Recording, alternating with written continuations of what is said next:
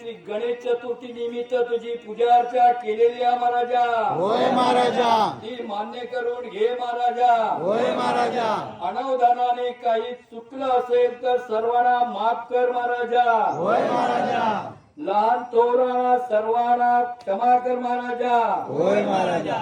जे विद्यार्थी शाळेत शिकत असतील त्यांना अभ्यासात बुद्धी दे महाराजा. होय महाराजा. मात्र मोबाईल पासून दूर ठेव महाराजा. होय महाराजा.